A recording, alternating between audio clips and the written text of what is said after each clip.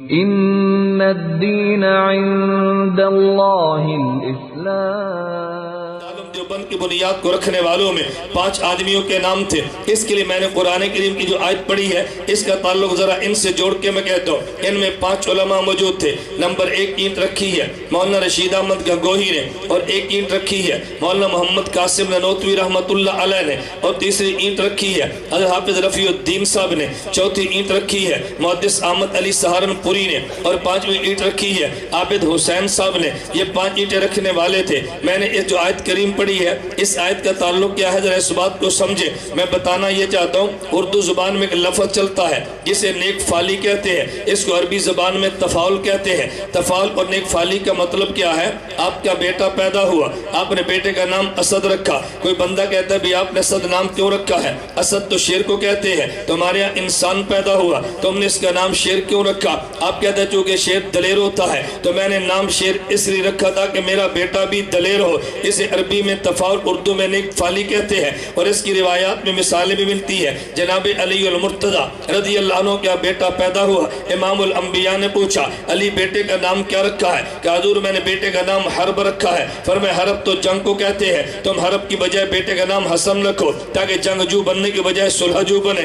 علی حضرت پیغمبر صلی اللہ علیہ وسلم نے تفاعل کے طور پہ نام لکھا تو حضرت حسن رضی اللہ تعالیٰ عنہ پھر امت میں لڑائی کروانے کی بجائے صلح کروانے والے بنے ہیں، اسے تفاعل کہتے ہیں۔ تو میں تفاعل کے طور پہ کہتا ہوں دیوبند کی بنیاد رکھنے والے 5 آدمی تھے، ان میں پہلے شخص کا نام رشید احمد گنگوہی ہے۔ میں نے ان کے نام میں رشید کو دیکھا، پھر قرآن کریم میں غور کیا قرآن رشید کسے کہتا ہے تو مجھے واقعہ ملا حضرت لوط علیہ السلام کے اوپر کے پاس قوم تھی، لوط علیہ السلام نے ان کو دعوت دی ہے، لیکن جب لوط علیہ السلام کی قوم اپنے جرائم سے باز نہیں آئی، توجہ رکھنا ایک وقت وہ آیا، میں پورا واقعہ عرض نہیں کرتا، لوط علیہ السلام کی قوم نے زج کیا، حضرت لوط علیہ السلام نے اپنے علاقے کو چھوڑنے کا فیصلہ کر لیا اور چھوٹے کی جملہ فرمانے لگے الیس منکم رجل الرشید، کیا تم میں کوئی رشید موجود نہیں ہے؟ کیا مطلب؟ رشید اسے کہتے ہیں کہ جو فتنوں کے دروازوں کو بند کر دے۔ لوط علیہ السلام فرمانے لگے کیا تم میں کوئی سمجھدار آدمی نہیں ہے جو آج میری بات کو سمجھ لیتا؟ تو قرآن سے پتہ چلتا ہے کہ رشید اسے کہتے ہیں کہ جو فتنوں کے دروازے بند کرے۔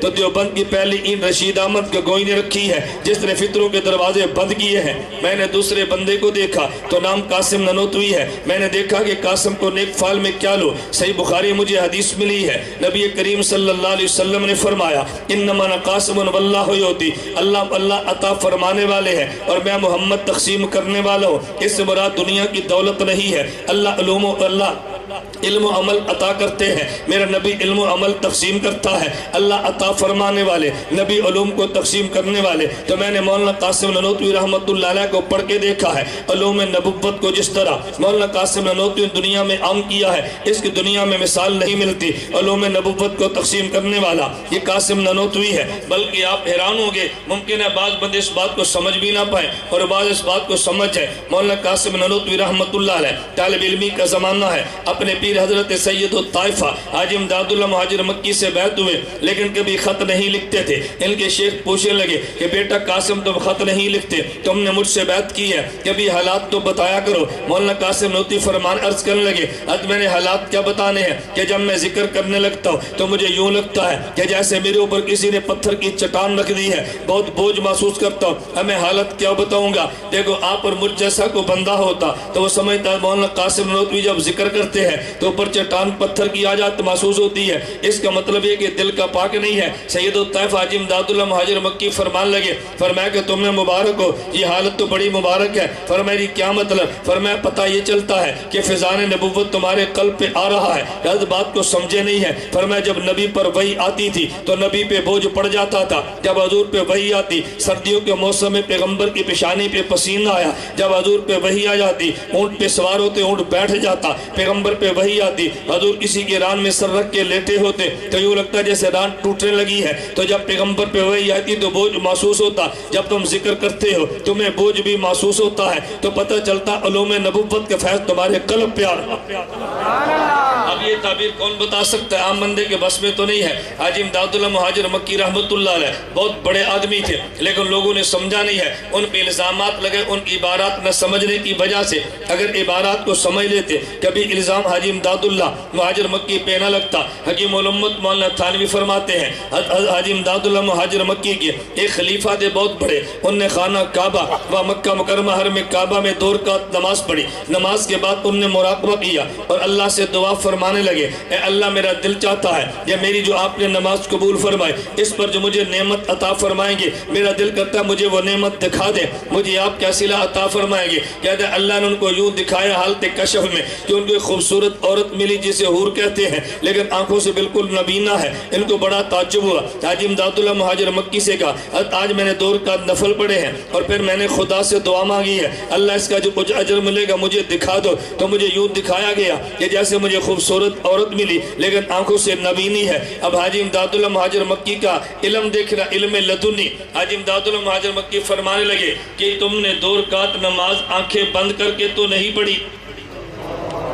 کہ تم نے 2 رکعت نماز آنکھیں بند کر کے تو نہیں پڑھی۔ کہا جی میں نے 2 رکعت نماز آنکھیں بند کر کے پڑھی ہے۔ توجہ رکھنا، فرمایا آنکھیں بند کر کے نماز کیوں پڑھی ہے؟ انہوں نے کہا جی خیالات بہت آتے تھے، وسوسے بہت آتے تھے، تو میں نے مناسب سمجھا آنکھیں بند کروں تاکہ خیالات نہ آئے۔ دیوبندیت کے پیر کا جواب سننا۔ حاجی امداداللہ مہاجر مکی فرمانے لگے کہ بیٹا یہ بات کو سمجھو، وہ نماز جو خیالات والی ہو لیکن سنت کے مطابق ہو، ان نماز سے بہتر ہے کہ جو خیالات والی نہ ہو مگر خلاف سنت ہو۔ وہ نماز جو وساوس والی ہو اور سنت کے مطابق ہو، اس نماز سے بہتر ہے کہ جس میں وسوسے نہ ہو مگر خلاف سنت ہو۔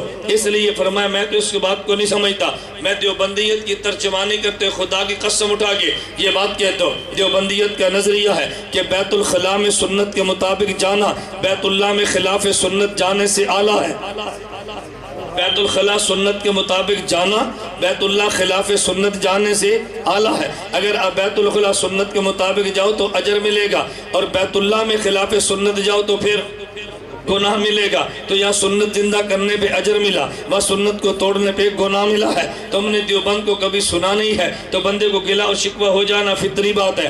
اس لیے میں کبھی ایک جملہ کہا کرتا ہوں کہ تم نے دیوبند کو سنا ہے، تم نے دیوبند کے بارے میں نہیں سنا۔ جب بندہ کسی کو سنتا ہے تو ذہن اور ہوتا ہے، اور جب کسی کے بارے میں سنتا ہے تو ذہن اور ہوتا ہے۔ خیر حاجی امداداللہ مہاجر مکی رحمت اللہ علیہ کے ان تربیت شدہ لوگوں میں سے میں تذکرہ کر رہا تھا، تیسرا وہ بندہ جس نے دارالعلوم دیوبند میں اینٹ رکھی ہے اس کا نام احمد علی سہارنپوری ہے۔ میں نے احمد کو قرآن میں دیکھا، حضرت علی کو حدیث میں دیکھا، تو میں نے تفاعلاً یہ بات کہہ دی ہے۔ حضرت عیسیٰ علیہ السلام نے بشارت دی، فرمایا میرے بعد جو نبی آنے والا ہے اس نبی کا نام احمد ہوگا۔ کیا معنی احمد بشارت دینے والے کو کہتے ہیں؟ اس نے علوم نبوت کی بشارت دی ہے۔ آج صحیح بخاری جو تیرے ملک میں ملتی ہے اس پہ حاشیہ محدث احمد علی سہارنپوری کا ہے، اس پہ حاشیہ حضرت محدث احمد علی سہارنپوری کا ہے، اٹھا کے دیکھ لے نہ۔ ان کے نام میں علی دیکھا ہے، میں نے علی کے بارے میں حدیث میں پڑھا تو نبی پاک صلی اللہ علیہ وسلم فرماتے ہیں الکامل ابن عدی میں حدیث موجود ہے، فرمایا انا مدینۃ العلم والی بابھا،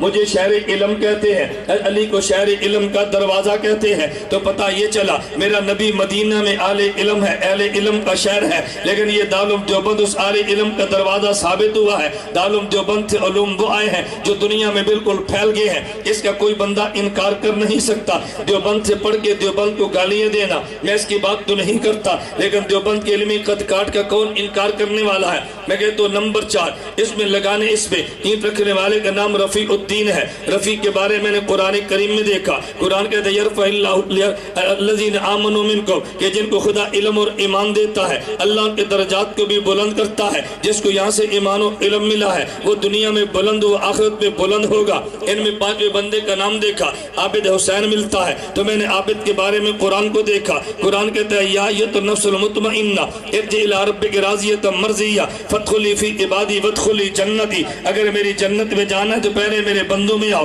دیوبند والے عباد الرحمن ہے، یہ تجھے جنت کا راستہ دکھا رہے ہیں۔ ان کے نام میں میں نے حسین دیکھا تو دیوبندیت والے حسینی ہے، یزیدی نہیں ہے۔ جو یزیدی ہو دیوبند والا نہیں ہے، جو حسینی ہو دیوبند والا ہے۔ پھر میں نے دیوبند کو دیکھا ہے، اس میں پہلا جو طالب علم آیا اس کا نام بھی محمود ہے، جو پڑھانے کے لیے بیٹھا اس کا نام بھی محمود ہے۔ میں نے حدیث مبارک کو دیکھا، اللہ کے نبی نے فرمایا کہ تم میرے لیے دعا مانگا کرو، اللہ مجھے قیامت کو مقام محمود عطا فرما دے۔ میں نے حدیث مبارک میں پڑھا نبی کے ہاتھ میں لواء الحمد ہوگا، پیغمبر کے نام لباس پرچم کے نیچے ہوگے، تو دیوبند میں پہلا شاگرد بھی محمود ہے، پہلا استاد بھی محمود ہے۔ نبی کو جو قیامت کے دن مقام ملے گا اس کا نام بھی مقام محمود ہے۔ پتہ چلا محمود دونوں جو مل کر بات کرتے ہیں، مقام محمود والے پیغمبر کی بات کرتے ہیں۔ پھر میں نے دیکھا کہ دیوبند میں جا پڑھنا شروع کیا، انار کا درخت جس کے نیچے بیٹھ کے پڑھتے ہیں، میں نے اس پہ قرآن کی آیت پڑھی ہے۔ قرآن کہتے فیہما فاکہۃ ونخل برمان، خدا تمہیں جنت میں انار دے گا،